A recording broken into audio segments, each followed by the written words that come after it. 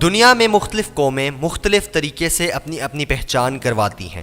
اگر کسی نے اپنے کلچر کو دنیا بھر میں فروغ دیا ہے تو کسی نے اپنی مصنوعات کے ذریعے دنیا میں پہچان بنائی ہے۔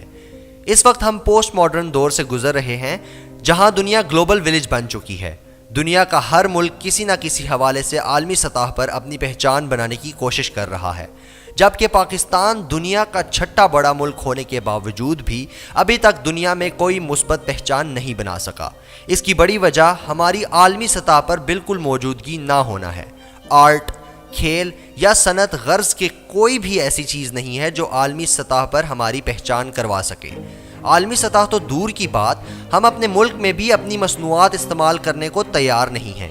ہر چھوٹی سے چھوٹی چیز ہمارے ملک میں باہر سے درآمد کی جاتی ہے۔ یہی وجہ ہے کہ ہمارے ملک میں تجارتی خسارہ بہت زیادہ ہے اور ہماری معیشت بھی بدحال ہے۔ یہاں تک کہ 14 اگست پر قومی تہوار منانے کے لیے بھی ہمیں چین سے درآمد شدہ اشیاء استعمال کرنی پڑتی ہیں۔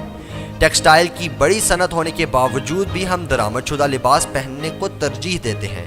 ہمارے اسی رویے کی وجہ سے ملکی کارخانے دن بدن تنزلی کا شکار ہوتے جا رہے ہیں۔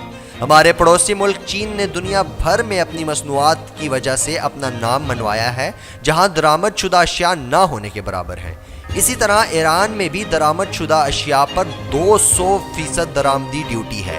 اس لیے ہمیں بھی چاہیے کہ ہم اپنے ملک میں بننے والی چیزیں خرید کر لوکل مینوفیکچررز کی حوصلہ افزائی کریں تاکہ ہمارے ملک میں صنعت کو فروغ ملے اور ہماری معیشت بھی ترقی کرے۔